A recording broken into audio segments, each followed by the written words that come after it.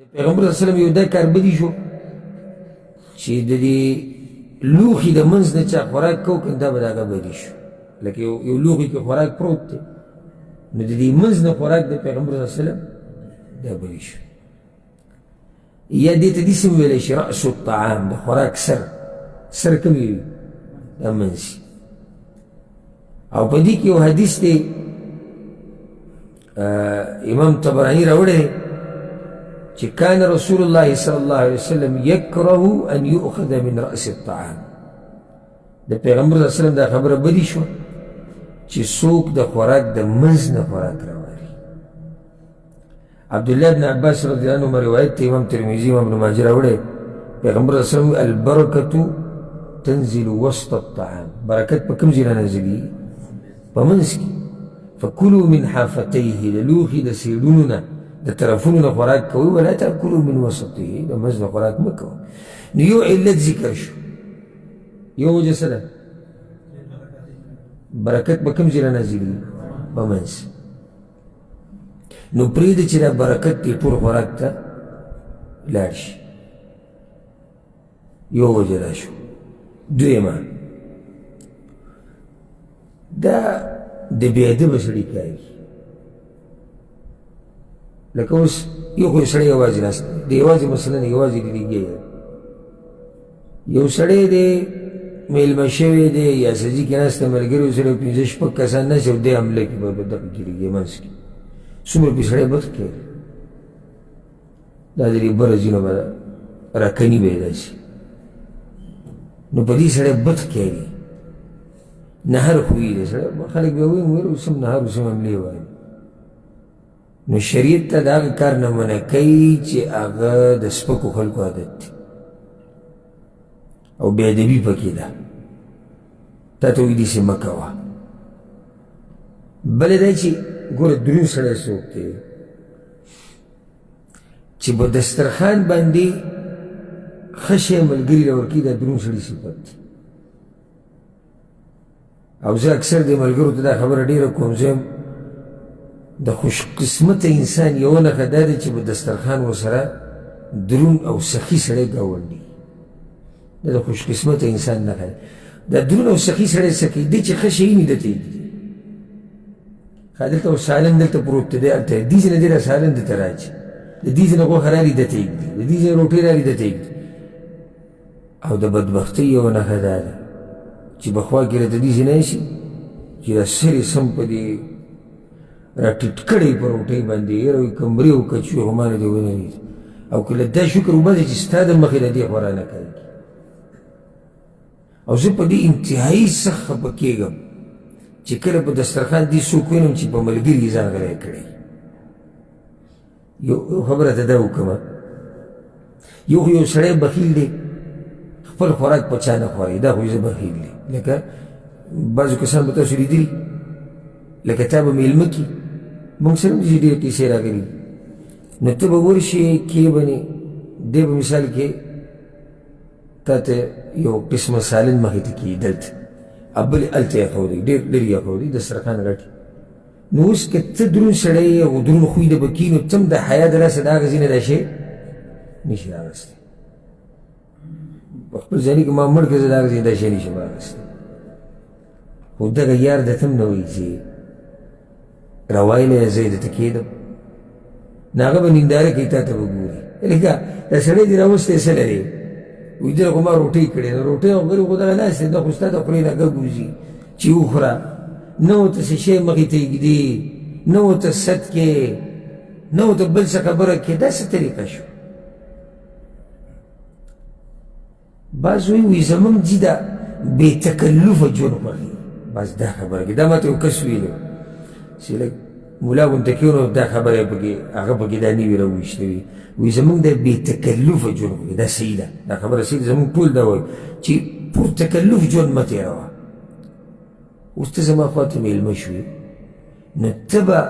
بې تکلفه کار کوې یعنې ته به ځان په دې نه خفه کوې چې ما ته ست ونه کړو یا ما ته به دا کار خو زه به تکلف کوم ځکه چې ته زما میلمه یې زه به کومه دا خو بیا ښکلې خبره شو ته راشي زموږ کور ته زه راشي تاسو کې یو کسه پروګرام وکړم د روټۍ راشي او زه دلته ناست یم د وړو سره ګپ شپ لګوم او تا ته مې بهر دسترخوان ایښولی او چې موږ تکلف نه کوو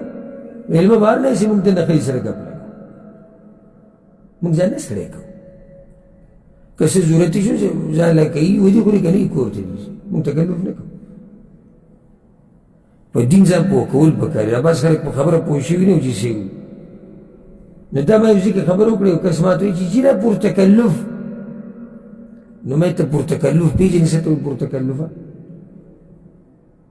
دا کوم سړی چې تا سره مېلمه دی دې به دا نه خوښوي چې څوک زما په باره کې څه وکړي تکلف وکړي دا به هغه نه خوښوي د هغه درونوالی دی خو ته به څه کوې ته به تکلف کې لکه اوس زه تا ته دا ووایم او دا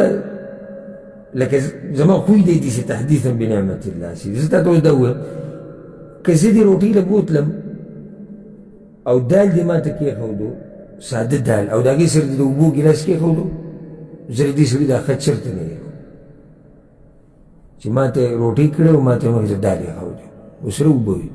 اوچت نعمت دی خو دا به زما خوی دا چې به ته یا بس صحیح د دال دی او بس اوبه دي هغه خورې ځان له که دې زړه وشي وخوره او که نه زه لاړم ولې ځکه چې چې وي هغه دال خوري او هغه وایي تکلف دا څه خبره شوه ته زما مېلمه یې زما خواله راغلی ما ته قدرمن یې زه به تکلف کو د شریعت په حدودو کې دی نه زه به تا ته سټ کو زه به تا ته یو شی وړوکی کوم ستا مخې ته به ږدم زه به په زور تا ته لکه وخوره وخوره دا وخوره دا خوشحالي ګوره دا دروند سړی په دې خوشحالېږي چې مېلمه له ده خوراک وخوري زه دې یو نیم سړي ته حیران شم لکه مېلمه یې راوستی او داسې ورته ګوري تا دې راوستی سره دی نوڼۍ وله ته حسابې ګوټ وله ته حسابې نوڼۍ یې غټه ده که وړه ده دا ته ګوري څومره ډوډۍ وخوړه دا ته ګوري څو پلیټونه یې صفا کړو دا ته ګوري تا دې راوستی څه نه دی مېلمه خو خلک وایي چې راشي چې یا الله چې زه ورته څه کېدم او ویې خوري او زه نور راوړم د کور نه د سړي د زړه باغ باغ شي چې خوراک یې وخوړو د مېلمه خو برکتي نو هغه وګوره زموږ خوراک یې وخوړ نو خوشقسمتۍ یوه نښه څه ده په دسترخوان د سره سخي او دروند سړی خوا کې ګاونډي او چې بدبختي دا ده چې داسې راسره کښېني چې زه هلته د ملک خبره ده زه تللی وم په یو دوره باندې ملک ته نو ډېر ځایونو کې پروګرامونه نو الله دې د خلکو سره محبت وکړي د الله دپاره راسره ډېر محبت کوي نو روټۍ کې هر یو کمزوري روټۍ له هم سړی بوځي نو ښار صاحب پکې راویستي او زه د خوراک ډېر شوق نه کوم زموږ سره زموږ یو ملګری ډېر ښه سړی دی الله دې حفاظت وکړي هغه د خوراک ډېر شوق کوي انتهایي نو هغه به ما سره خوا کې کېناستو او چې کوم شی به د هغه خوښ و نو کس ته به یې داسې وایي د شیخ صاحب ګورې هغه هم خوښ یو هغه به رامنډې کړه هغه شی به یې راوړ به یې راوړ نو چې زما مخې ته به کېښودي ما به هغه ته کېښودي ما خوره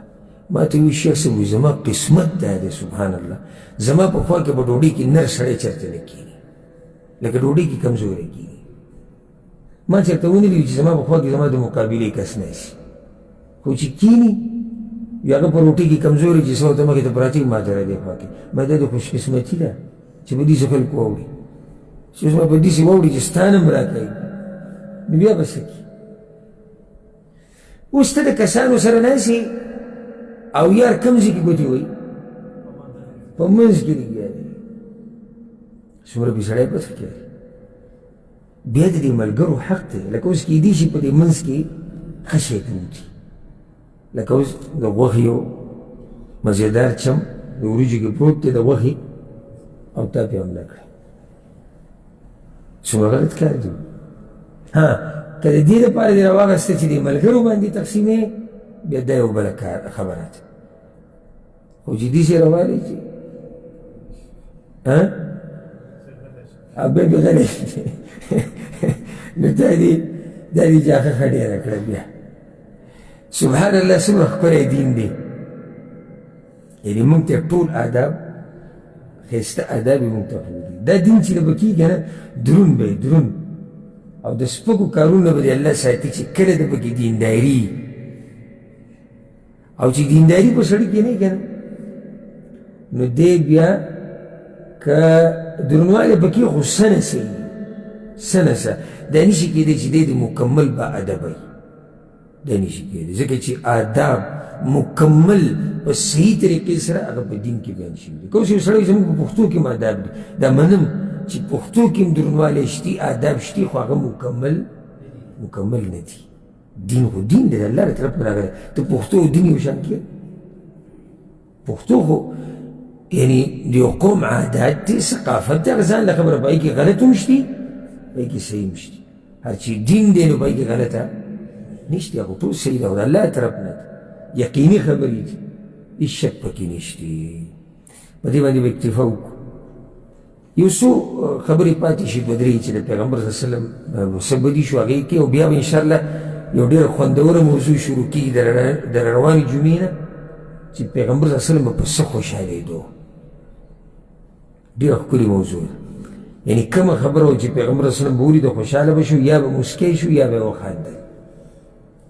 دا به انشاءالله روان هفتې نه شروع کړو الله سبحانه وتعالی دې موږ د پیغمبر صلی الله علیه وسلم په نقش قدم روان کړي او څنګه چې الله موږ دلته راجمع کړي وو دغه شان دې الله موږ ټول او څوک چې دا بیان اوري او څوک یې چیني الله دې موږ په جنة الفردوس کې د خوږ پیغمبر صلی الله علیه وسلم سره یو ځای کړي هذا والله أعلم وصلى الله وسلم على نبينا محمد وعلى آله وصحبه أجمعين